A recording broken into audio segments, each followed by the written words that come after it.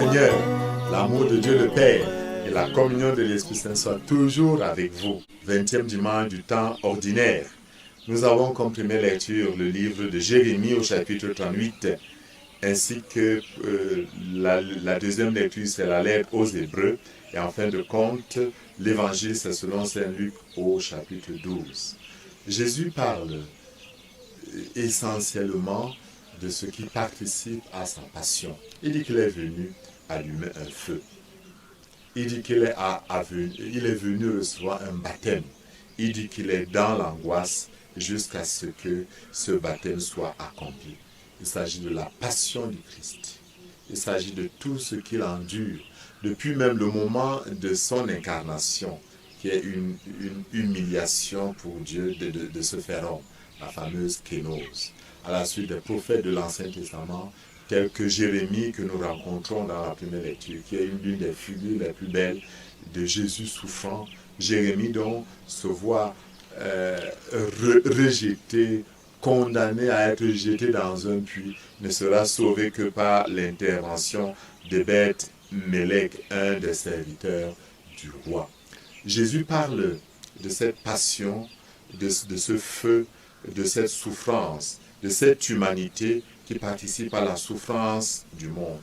Saint Luc parlera même dans Luc 22 au verset 44 des sueurs de sang, de l'angoisse, de la tristesse de Jésus. Si on a ainsi traité le bois vert, on traitera également le bois sec que nous sommes. Mais nous sommes portés par une espérance. Certes, Jésus vient opérer une division. Il y en a ceux qui sont pour lui et ceux qui sont contre lui. D'où ces expressions, n'est-ce pas?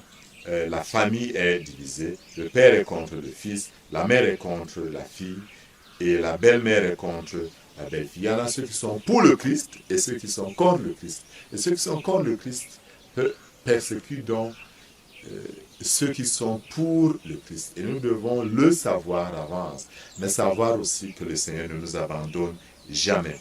Confiance en Dieu va de pair avec participation à la souffrance du Christ. Mais il y a obligation de prendre parti pour le Christ. N'ayons pas peur de prendre parti pour la vérité. Mais en prenant parti pour le Christ, soyons toujours portés par la confiance, comme le dit le psaume 39 qui nous est proposé ce jour. D'un grand espoir, j'espérais le Seigneur, il s'est penché vers moi pour entendre mon cri. Ne l'oublions jamais. Le Seigneur entend le cri du pauvre. Il ne ferme jamais son cœur, ses oreilles au cri du pauvre. Je suis pauvre, dit le psaume, et malheureux, mais le Seigneur pense à moi. Tu es mon secours, mon libérateur, mon Dieu, ne tarde pas. Notre prière doit hâter l'intervention du Seigneur en face de tout ce que nous voulons endurer. Comme Jésus, qui avait renoncé à la joie qui lui était proposée, comme nous le dit la lettre aux Hébreux. Renonçons à ce qui peut nous empêcher de marcher allègrement vers le salut. Et ce qui nous empêche, avant toute autre chose, de marcher allègrement vers le salut, c'est le péché. Même si la renonciation au péché nous fait souffrir, soyons forts, le Seigneur ne nous abandonnera jamais. L'option fondamentale pour le Christ donne une certaine assurance intérieure.